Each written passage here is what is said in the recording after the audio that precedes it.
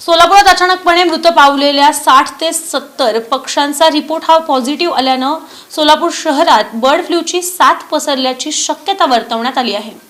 गेल्या 3 ते 4 दिवसांपासून अचानकपणे कावळे, बगळे, घार हे पक्षी मृत पावू लागले।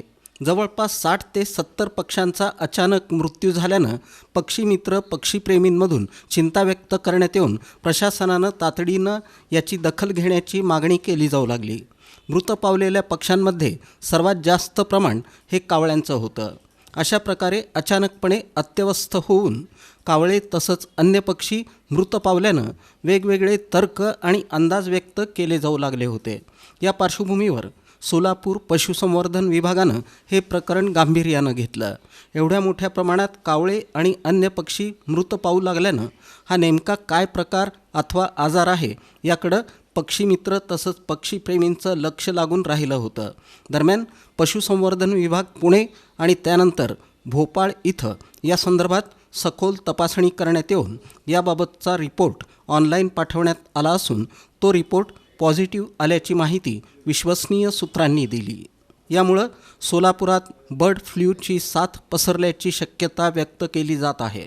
हा रिपोर्ट जिल्हा प्रशासनाला प्राप्त झाला असून या संदर्भात जिल्हा प्रशासनाकडून योग्य ती माहिती लवकरच जाहीर केली जाईल। जिल्हा प्रशासन पूर्णपणे सतर्क झालं असून या दृष्टीनं आवश्यक ती पावलं तात्काळ उचलण्यावर प्रशासनानं विशेष भर दिला असल्याचं समजतं। शहरात अनेक ठिकाणी चिकनचं वेस्टेज टाकण्यात येतं। हे वेस्टेज जास्तीत जास्त कावळेच खातात, त्यामुळं त्यांना लागलीच याची बाधा झाल्याची शक्यता व्यक्त करण्यात येत आहे। घार आणि बगळे देखील यामुळं बाधित होऊन मृत पावल्यानं बर्ड फ्लूचा धोका मोठ्या प्रमाणात वाढला आहे। या पार्श्वभूमीवर जिल्हा प्रशासनाच्या भूमिकेकडं सर्वांचंच लक्ष लागून राहिलं असून नागरिकांनी सतर्कता बाळगणं गरजेचं आहे। चिकन अथवा अन्य गोष्टी खाताना त्या पूर्णपणे शिजवून खाव्यात। या संदर्भात योग्य ती काळजी घेणं आवश्यक आहे। बर्ड फ्लूची शक्यता असल्यानं त्या संदर्भात नागरिकांना योग्य त्या सूचना प्रशासनाकडून दिल्या जातील आणि त्या सूचनांचं तंतोतंत पालन करणं गरजेचं आहे। दरम्यान प्रतिबंधात्मक उपाययोजना म्हणून खंदक बगीचा आणि धर्मवीर संभाजी महाराज तलाव परिसरात फवारणी करण्याबरोबरच प्रभावी क्षेत्रातील 10 किलोमीटर परिसरातील सर्वेक्षण त्याचे नमुने तातडीनं पुण्याला पाठवण्याचे आदेश जिल्हाधिकाऱ्यांनी दिल्याची माहिती समोर आली आहे। किल्ला बाग तसेच कंबर तलाव हा परिसर लोकांसाठी प्रतिबंधित करण्यात आला आहे।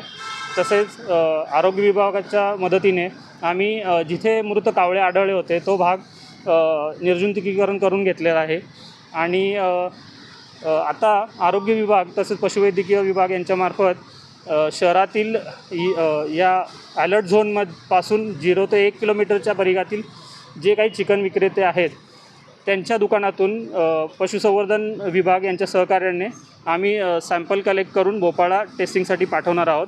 सद्यस्थितीत फक्त कावळ्यांमध्येच मरतूक झालेली आढळून आलेली आहे आणि आता यांचे सॅम्पल पाठवल्यानंतर त्याचे काही निष्कर्ष येतात त्यावरून नॅशनल ॲक्शन प्लॅननुसार पुढे कारवाई करण्यात येईल आणि त्याच्यामध्ये जे काय निष्कर्ष आम्ही पोस्टमॉर्टममध्ये पाहिले ते आम्ही पुण्याच्या संस्थेला कळवले।